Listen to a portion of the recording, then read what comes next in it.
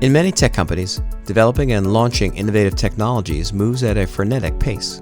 However, even though development teams see their product as the solution people have been waiting for, many fail to reach their expectations. Even big tech companies are not immune. Product failures like Google Glass, which looked like a weird cyborg eyepiece, was seen by the market as an overpriced gizmo. Despite having incredible technological advancements, they misread the market. But how does this happen? In this episode, we'll hear from Golan Shaked, Chief Commercial Officer at Kiwi.com, whose background in tech marketing and strategy gives him a unique perspective on how technology connects with consumers. Golan is a New York Tech alum who worked in traditional advertising and then built a career in technology companies, from music streaming to booking travel and even venturing into the metaverse. We'll discuss finding opportunities in crowded markets, using features to differentiate your offering, how observation informs the innovator, and how success can be found by obsessing over providing a positive customer experience. Golan, welcome to our podcast series. Thank you for having me, John. Let's start by telling our audience a little about yourself and how your career led you to focus on the intersection of technology and the end consumer. Okay, I was born and raised in Israel, moved to New York at the early 1990s. I know this was a very long time ago, and have actually completed both an undergrad and a graduate degree at the New York Institute of Technology. Got my career started in New York, so I've always lived my adult life outside of my homeland with traditional advertising agencies, moving into more corporate world, and found myself working in various international organizations dealing with consumer and technology. On the technology side, you could put this in the context of some of your actual experiences, but it seemed to me that it's all about understanding that consumer preferences, listening to the voice of the consumer is important, building a pricing model, how much can we charge? And I guess that boils down to research, and then understanding the use model, how, where, and when the consumer engages with your product. Yeah, I think what you see in many companies, especially companies that are technology-led, is that you see founders very much falling in love with the technology solution to a problem. However, many times when reviewing such challenges, the approach is very much focused on technology, know-how, patents, where many times what we are missing is the angle of the consumer. What value does it bring? How do you package it? How do you price it in a way that actually justifies one product over the alternatives in the market? And that's pretty much where I came in throughout my career. I came at that intersection where I was able enough to understand the technology, although I'm not a coder by profession, to really understand what the technology does and what's unique about it and how does it actually change the current status quo of any product or infrastructure. Then bring in the consumer angle, which is what does it actually mean for the consumers and how do you actually package it in a way that is first understandable to the layman as far as understanding what the product is, and then it's marketed in a way that is accessible and also affordable. It was interesting that part of your background, you spent time at a company called Deezer. It's a French music streaming service. When I looked at that, so how does one compete? And I thought, put it in context of the blue whale, the largest creature on Earth. And that creature survives by consuming one of the smallest creatures in the ocean, krill. And so you've got to have this huge volume in order to make money. So how does a company like Deezer then slip in and find a spot where they can also feed? Yeah, that's a really good question. And you know, when I joined Deezer, it was quite interesting because I thought my biggest competition would be Spotify, and that would probably be my only competition. I know that a few months after I had joined, Apple Music and Amazon have launched their own music streaming services. So I found myself competing against three quite gigantic whales with various advantages. Yep. Looking into it, I try to understand what made Spotify succeed versus Deezer. And that's actually a very interesting story because when you look at Spotify came from Sweden, a relatively small country in Europe, but their mindset was very much global. From inception, when Spotify came out, their view and their plan was to take over the world and focus on the United States as a primary market to start with, and then venture out to other territories. Deezer, by contrast, even though it was launched around the same time as Spotify, was very much French focused. It's very, very Parisian, very, very cool in the French speaking environment, and had focused on taking market share in Paris, being number one in that country, and then slowly thinking about potentially expansion in Europe. And that pretty much showed me that when you think big and you take first mover advantage like Spotify did in the US, you can really build yourself a very significant market share. Now, we were 10 years behind, and we had now 3 big competitors. What we had to do with Deezer is really find a niche where Deezer can take an advantage over the 3 big whales. And we had to look at territories, or geographies where we felt we had an advantage. We also had to think about the music itself, because when you look at music streaming, everyone seems to have the same catalog. You get the music from the music labels, so everyone goes to Warner Music and Universal and Sony and the big ones and gets the catalog. So it's very hard to differentiate your music offering when you are a mainstream service.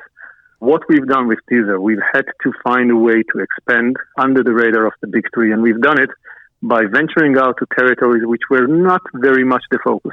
Latin America, for example, was an emerging market. The marketing spend of the big 3 was focused on the United States and on Western Europe. So we focused on Brazil, which was an emerging market. We looked at Colombia as a market for us. And we started finding niche markets around the world where Deezer could actually be the first mover despite the competition. We then looked at content as well. And what we've discovered was in a country like Brazil, a lot of the young audience that actually consume music streaming is very much into niche types of music. For example, in Brazil, it's actually religious music, which is converted into a pop genre. And that is very, very popular with that audience. And that made us sign some contract and deals with music labels that specialize in Sertanejo, which is the name of the genre. We opened studio in our offices to bring such artists into the Deezer headquarters. And we started getting momentum within this young community under the radar of the big 3, making sure that we get ourselves a name in Brazil. And from that, we use that as a platform to sell our other catalog in the mainstream music. And that allowed us to actually take a very, very significant market share before the competition. So I think the lesson here is, you have to think and you have to take the lessons from the past and see what didn't work. You have to find the niche for your product, and you have to be smart about where you spend your money. Absolutely. And I think, what it comes down to is understanding the wants, needs, and desires of the consumer, and then curating, whether it's music or anything, that fits with that group. And you can survive, even as a small operator, in some of these huge ecosystems. Absolutely. And on that point, we talked about content as a differentiating point. We also did a lot of work on the product offering, because, again, when you think about music streaming, playlist, who owns the word playlist? Spotify does, because they were the first to introduce it and made it mainstream. We sat and spent a lot of time with the developers at Deezer thinking of what can differentiate us. How can we not have just another service offering more and more playlists? And we came up with this concept, which is pretty much a freestyle radio, which is targeted for the individual user, takes all of your searches, all of your music consumption from the past and studies the pattern, and then starts giving you a combination of music, which is, some of it is music we know you like because you already have it in your playlist and your loved tracks.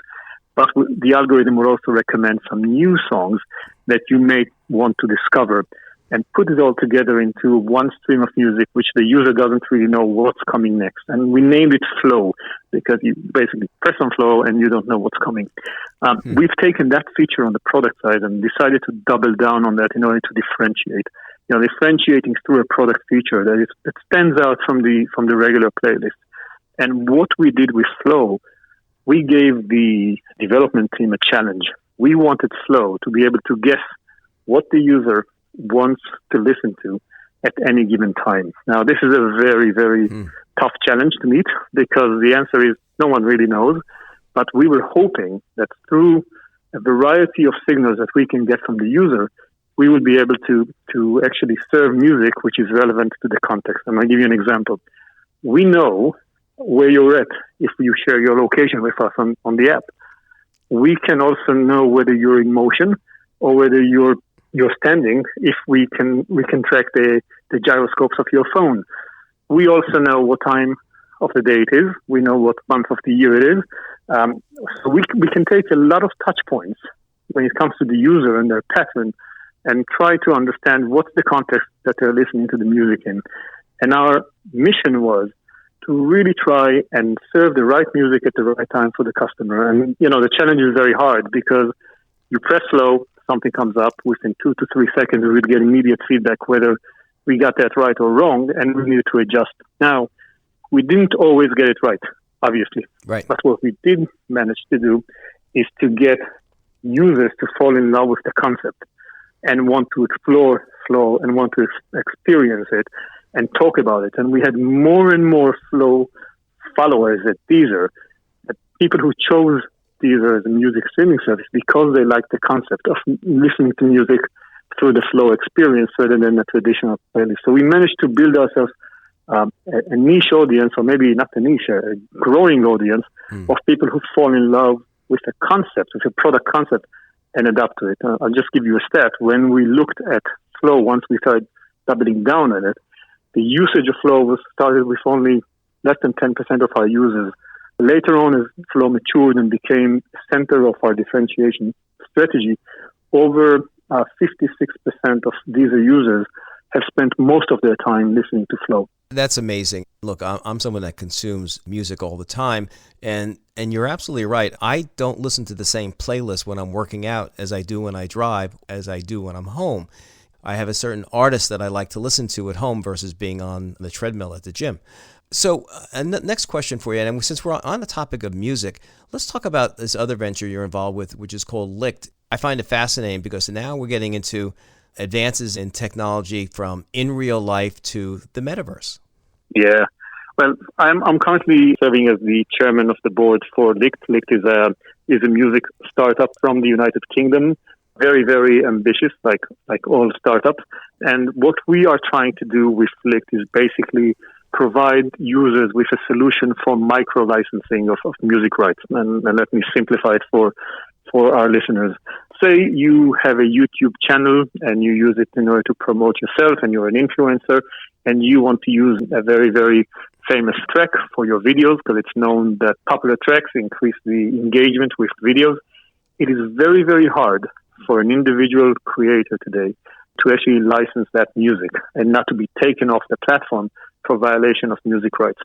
What Licked aims to do is basically fix that ecosystem for the individual creators, which is why we call it micro-licensing. This is where an individual creator does not need to go and speak to every music label at a time.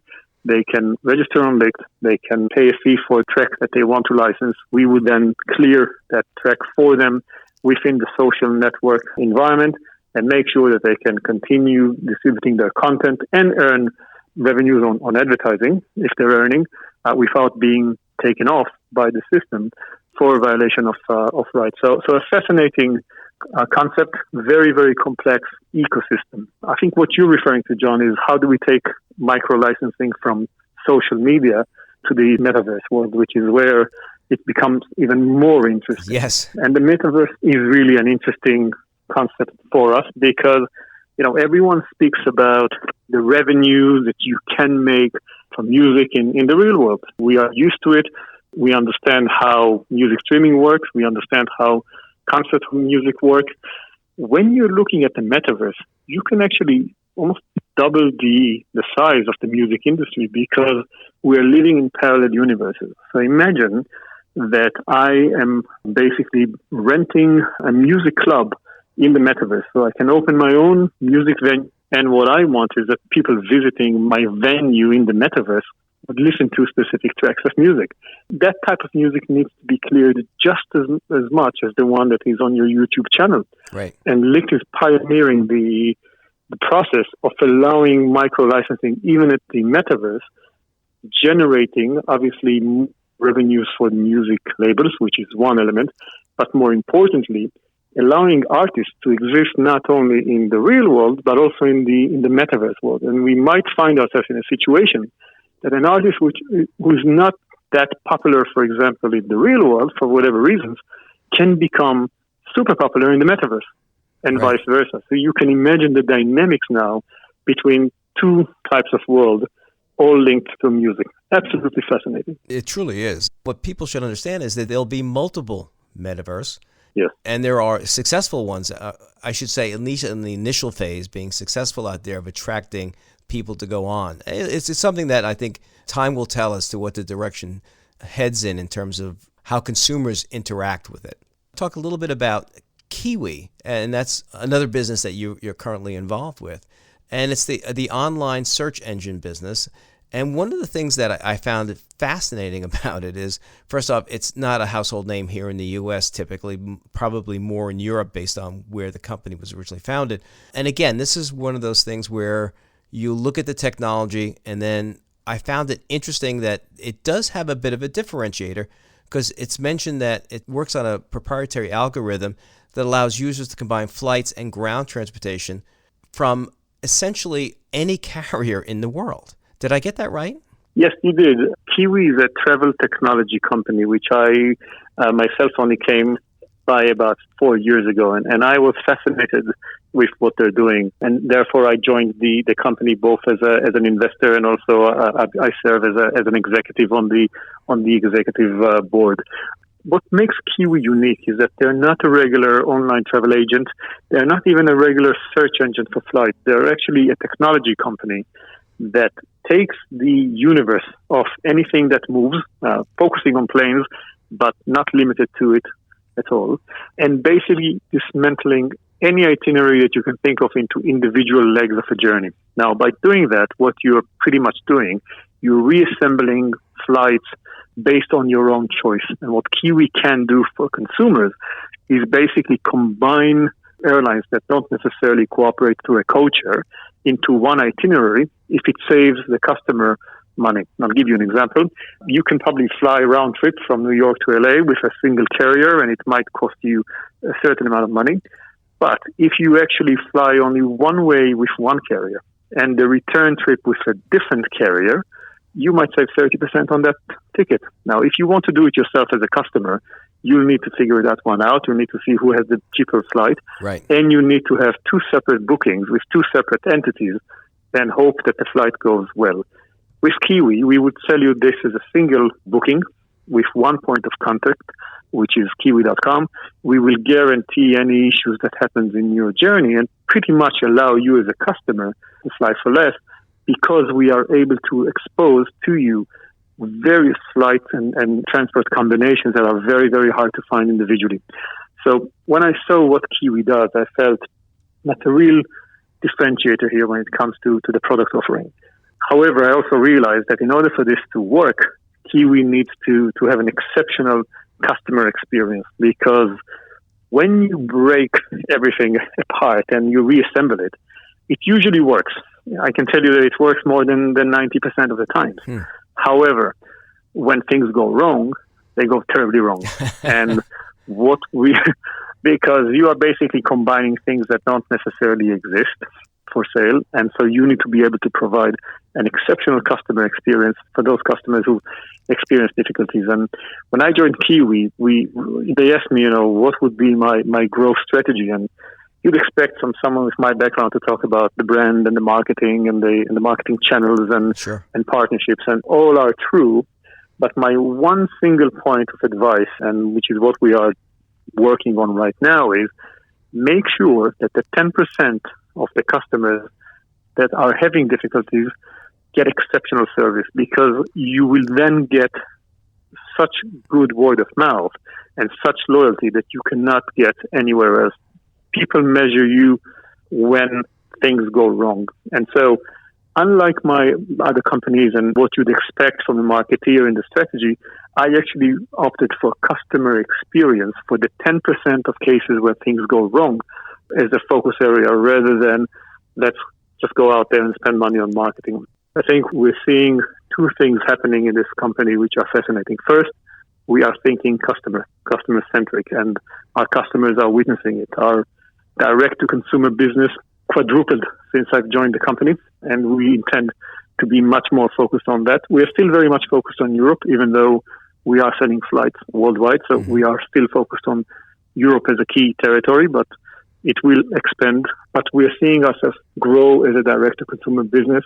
We're seeing our brand evolve as a brand that appeals to Generation Next because of the unique itineraries that we provide. And more importantly, we see more and more customers telling us that by doing what we're doing, we are enabling travel. We are allowing them to take on trips that they wouldn't have been able to afford. And in general, I think that when you move people around and they go and expose themselves to new cultures, you just make the world a bit of a better place. So all in all, very, very interesting company. So far, we've talked about this, that the various companies that you're working with are competing in markets where there's often a couple of big players in it already. And the key here, for anybody in the technology business, is to define that piece of the market that you want to go after. Drill down. And while, as I mentioned earlier, the metaphor of using as a blue whale going out and eating as much krill as possible, no, I'm happy to consume this piece of the market and then grow from there, as opposed to attempting to go after the entire market. What advice do you have for aspiring entrepreneurs, especially those in the technology sector? I think the most important thing to do in general is to learn to observe. Before coming up with an idea, before starting to work on the blueprint, I think observation is something which we don't tend to do enough of these days. First, because we're busy and we want to action. Secondly, we have a lot of distractions, given the technology that we have in our very own hands and the distractions it involves. I would first advise to say, take the time to observe and analyze and really try to understand, what do you see? Do you see an opportunity? Do you see a challenge? So observation, I think, is something which is very, very important. The second thing is, I wouldn't build a product just for the sake of building a product, or starting something new because it's exciting. I think any person going into any sort of an innovation needs to know what their purpose is, and making money is not good enough. It needs to be something that the founders truly believe in, that they believe it solves the problem that actually exists, and that they can stand behind it no matter what happens to their product and the evolution of their product or the market, where that theory of what they stand for still exists. So let me go back again to the Kiwi proposition. If you believe that by enabling flight and movement, you are actually bringing people who may have not had a chance to see each other face to face and interact, and by doing that, you're actually creating a better world, then that concept needs to prevail throughout, no matter how your product evolves, no matter how your business strategy changes. You still need to stick to that principle of what you believe in. And so my advice to anyone thinking of going and starting their own business is to really observe and then have a concept that you believe in, that is sustainable throughout product iterations, economy changes, or any business model changes. It's interesting that you want us to observe. And I think that's a critical point. I guess if someone is coming to you, Golan, and making a pitch, as an example, I would think that's something that you're going to want to hear about. What is the problem you're trying to solve? What is your solution for that problem? How big is the problem? And then really drill down and make sure that you're doing your research and your homework before entering into developing or designing a product. 100%. And another thing for me is the motivation. What is the motivation? What drives the founder? Why do they do what they do? Where is it coming from? I can tell you that the people who I work with at Licht, for example, realize that the ecosystem of music clearing rights is so cumbersome. It is very, very hard to navigate the world of music rights. What they really believe in is not, we're going to make music rights simple. What they believe in is that music should be universal and free and open as much as possible without taking away the royalties of the artist. So what they're trying to do is to enable music everywhere. That includes, the universe and the metaverse. I think that's a principle that guides them. What they do in order to achieve it is that's where the business plan comes. That's where the product roadmap comes. So always look at what is the motivation behind any pitch. Really try to understand whether the founders stand behind the principles that will carry them even at the difficult times. Brilliant. Thank you for that. One last question for you, Golan. What one word describes who you are? Ambitious. Ah, I'm very ambitious. that's certainly obvious. You've taken your skill set and applied it in so many fashions, in so many companies, and helped technology embrace the consumer experience as it relates to technology. Thank you for that. I appreciate your time today. Golan, thanks so much. Thank you very much, John. In this episode, Golan talked about the folly of falling in love with the technology you're developing without first understanding the consumer's perspective, like what value does it bring, or how do you price it that justifies your product over another. Remember that the measurement of success is less about how cool the technology is and more about whether anyone will buy it. At Deezer, he found opportunities for a niche music streaming service by not focusing on where the big three streaming services were dominant players, such as in the United States and Western Europe. Instead, the strategy focused on overlooked geographic areas, such as Latin America, where they could get a first-mover advantage. They concentrated on the most popular music genres in countries like Brazil and supported regional artists, which gave them a loyal following. Additionally, they touted the benefit of flow, a feature that uses algorithms to curate content based on your listener profile and context in which you're listening. Users opt in to share information from their smartphone, which can detect motion and location. For example, while driving, working out, or at home. Having popular, unique features will build brand loyalty when competitors push to enter your markets. As chairman of Licht, a tech startup, Golan is tackling thorny issues related to music licensing in the metaverse. The company identified a complex process that is a stumbling block for developers and provides a solution to ease the burden. At Kiwi.com, he took a customer-centric approach, focusing on the 10% of customers having difficulties with their travel itineraries. His thesis: people measure your performance when things go wrong, so go above and beyond to fix the problem.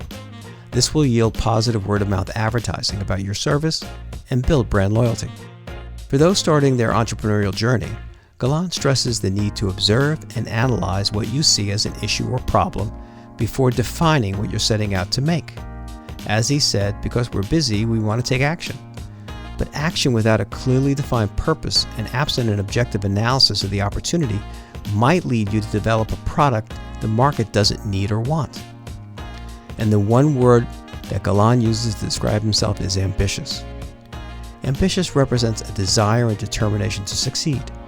So whether you're building a career or your own startup, ambition is essential to success. We thank Golan for joining us and for providing his valuable insights.